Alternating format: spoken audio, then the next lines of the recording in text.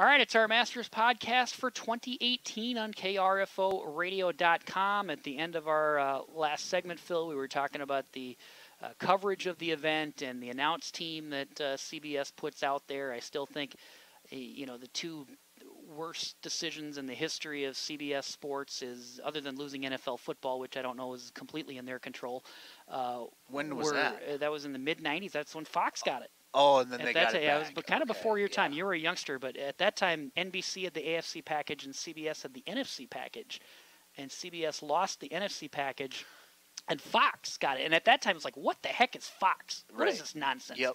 Where are my Pat Summerall and John Madden? And then Fox right away hired them. They never missed a year. And but anyway, the two worst moves since then have been letting Gus Johnson walk away and letting David Faraday walk away, in my mind. But I digress.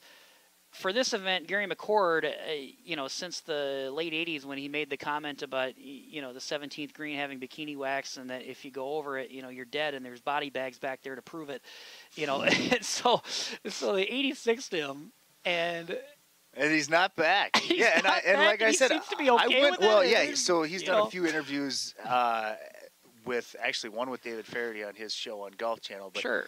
I actually went back this week and I was just – because Augusta did their YouTube channel, did this thing where they posted the final rounds of every televised Masters in their logs or whatever, and I just was bored, so I went and watched a few of them. But then I started searching for the McCord thing. I couldn't find it.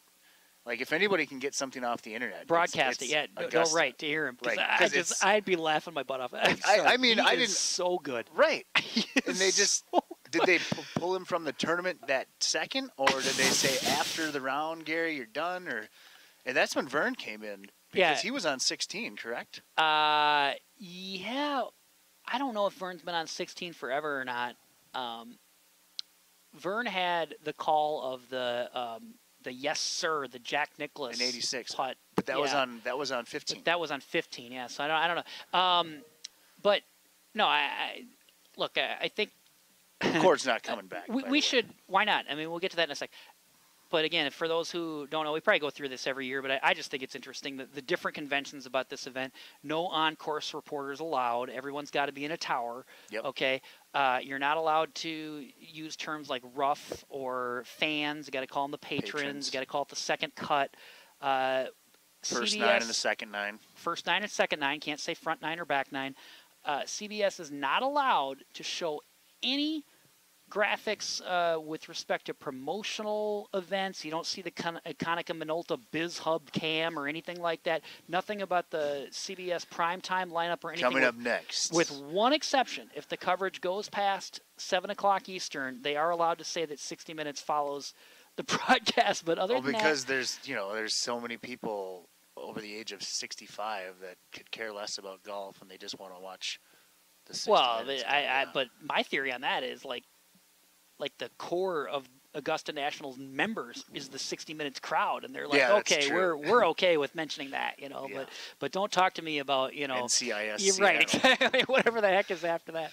But coming up after the break, NCIS Duluth. Some of it's kind of dorky, but I think that's cool. I mean, I think it's, like I said, it's part of what this year they let the Pro Tracer in though. Yes. That was kind of a big deal for them. That's becoming standard, though. That is becoming as standard as the little score box in other sports with the time and the score and all that. Yeah, for golf, you got to almost have that. Although, to be honest, I haven't seen it much here in this final round that we've seen so far. Well, it's only reserved for certain holes. I think you get it on 10, you get it on 15, you get it on 13, and I think you get it on 11. I'm not sure. So Jim Nance, as I mentioned, with Nick 7, Faldo, to me, he's the best in the business. I think Nick Faldo is the best lead analyst in the business as well. Then you've got Ian Baker Finch at 17.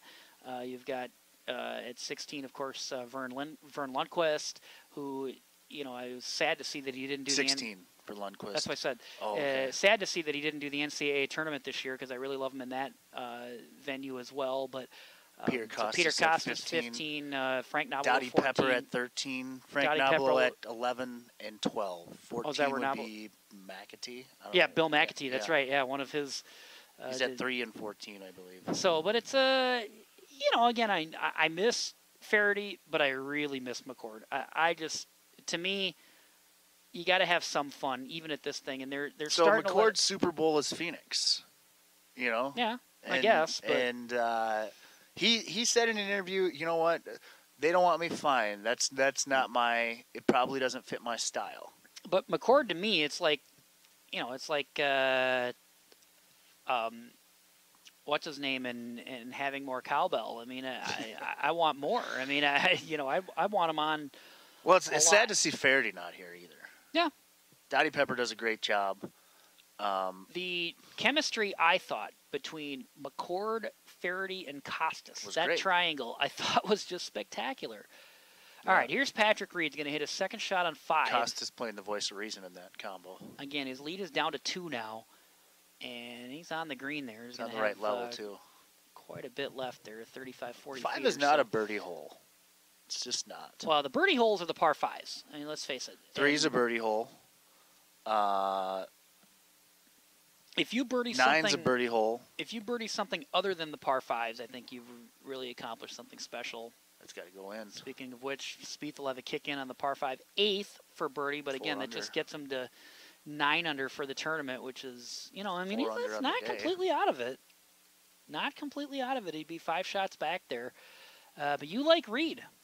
I like Reed. When this day is done. I like Reed. I don't like Reed. I think it's McIlroy, but I don't.